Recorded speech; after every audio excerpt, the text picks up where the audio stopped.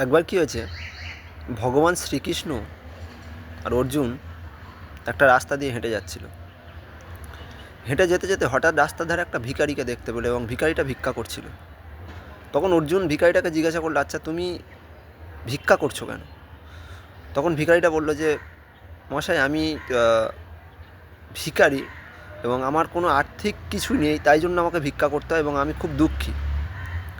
তখন অর্জুন এটা শুনে খারাপ লাগলো এবং নিজের কাছ থেকে কিছু স্বর্ণমুদ্রা তাকে দিয়ে বললো, এই নাও, তুমি এগুলোকে নিজের কাছে রাখো এবং আর কোনো দিন ভিক্ষা করো না। এবার এটা শোনার পরে ভিখারিটা কী করলো, স্বর্ণমুদ্রাগুলো নিল। নেওয়ার পরে ভিখারিটা প্রচুর খুশি এবং খুশিতে নাচতে নাচতে রাস্তা দিয়ে যাচ্ছে। যেতে যেতে ভাবছে যে আমি হয়তো এই রাজ্যের সবথেকে ধনী লোক, আমি হয়তো সবথেকে ধনী ব্যক্তি, কারণ আমার কাছে আজকে অনেক স্বর্ণমুদ্রা আছে। এবং এটা হঠাৎ করে একটা চোর দেখতে পেল। দেখার পরে কী করলো, ওই ভিখারিটার কাছ থেকে সমস্ত স্বর্ণমুদ্রা কেড়ে নিল, চুরি করে নিয়ে চলে গেল। এবং ভিখারিটা যখন স্বর্ণমুদ্রাগুলো চোর নিয়ে নিল, প্রচুর কষ্ট পেল এবং আবার সেই জায়গাতে ভিক্ষা করতে বসে গেল। এবং কিছুদিন পরে আবার সেই রাস্তা দিয়ে আবার অর্জুন আর ভগবান শ্রীকৃষ্ণ হেঁটে আসছে এবং দেখলো লোকটাকে আবার ভিক্ষা করতে। তখন অর্জুন রেগে গিয়ে লোকটাকে বলল, আমি যে তোমাকে অত স্বর্ণমুদ্রা দিলাম আর বললাম যে আর ভিক্ষা করবে না, তাহলে তুমি কেন আজ ভিক্ষা করছো? তখন লোকটা বলল যে আমি যাওয়ার পথে ওই স্বর্ণমুদ্রাগুলো একটা চোর আমার থেকে সব কিছু নিয়ে নিয়েছে, তাই আমি আবার নিঃস্ব হয়ে গেছি, আবার ভিক্ষা করতে বসেছি। এটা শোনার পর অর্জুন কী করলো, তাকে একটা হিরে দিল এবং হিরেটা দেওয়ার পরে তাকে বলল যে এটা সোনার থেকেও, ওই স্বর্ণমুদ্রার থেকেও আরও মূল্যবান, এটা তোমার কাছে রাখো, এটা তুমি তাহলে অনেক বড় ধনী লোক হতে পারবে। এবং লোকটা সেই স্বর্ণমুদ্রাটা নিল। নেওয়ার পরে কী করলো, খুব আনন্দে মেতে উঠল এবং ওই স্বর্ণমুদ্রাটাকে একটা মাটির কলসির মধ্যে রেখে দিল। কিন্তু দুর্ভাগ্যবশত পরের দিন সকালে ওই ভিখারির স্ত্রী ওই কলসিটা নিয়ে জল আনতে গেল এবং যখন নদীতে জল আনতে গেল, জলটা যখন কলসিতে ভরল, সেই সময় ওই হিরেটা নদীতে পড়ে গেল। এবং কিছুদিন পরে অর্জুন আর ভগবান শ্রীকৃষ্ণ আবার সেই রাস্তা দিয়ে হেঁটে আসছিল এবং হঠাৎ দেখলো সেই লোকটাকে আবার ভিক্ষা করতে। তখন অর্জুন খুব রেগে গেল, গিয়ে লোকটাকে যখন সব জিজ্ঞাসা করলো, লোকটা তখন সব কিছু খুলে বলল। তখন ভগবান শ্রীকৃষ্ণ কী করলো, অর্জুনকে বললো, দাঁড়াও, আমি দেখছি বলে কী করলো, নিজের কাছে থেকে দুটো শিক্ষা লোকটাকে দিল। এবং সারাদিন পরে ভিক্ষা যখন হয়নি, ওই দুটো শিক্ষা নিয়ে লোকটা যাওয়ার পথে ভাবলো যে দুটো শিক্ষা নিয়ে কী হবে।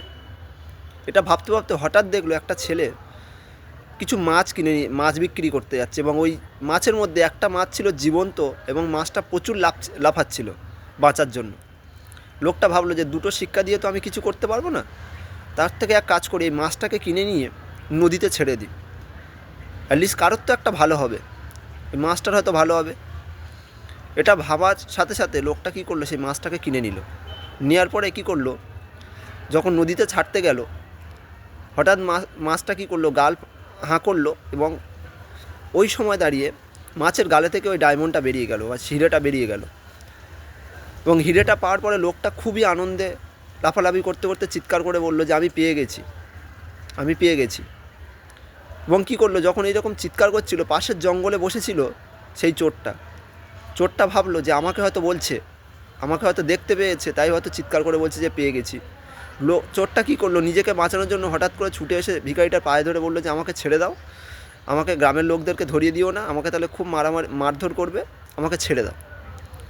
তখন ভিখারিটা কী করলো, বললো কে তুমি? বললো আমি সেই চোর যে আপনার সমস্ত স্বর্ণমুদ্রা নিয়ে নিয়েছিলাম, নিন আপনার স্বর্ণমুদ্রা, আমাকে ছেড়ে দিন, আমাকে মারবেন না। এবং লোকটা কী করলো, সেই স্বর্ণমুদ্রাগুলোকে পেয়ে গেল এবং লোকটা খুবই আনন্দের সাথে বাড়িতে চলে গেল। এগুলো দেখার পরে অর্জুন ভগবান কৃষ্ণকে কোশ্চেন করছে যে প্রভু এটা কী হলো?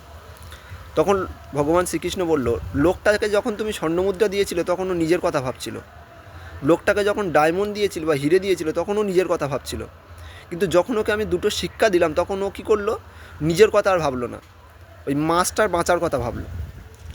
তেমনি সোসাইটিতে তারাই ভালো কিছু করতে পারে যারা অন্যের কথা ভাবে, কারণ যতক্ষণ পর্যন্ত নিজের কথা ভাবছিল ততক্ষণ পর্যন্ত সব কিছু হারিয়ে ফেলছিল, কিন্তু যখন ওই মাছটার কথা বা অন্যের কথা ভাবছিল তখন থেকে কিন্তু আর হারালো না, তখন আবার পুরনো যা কিছু হারিয়েছে সেগুলো ফিরে পেল।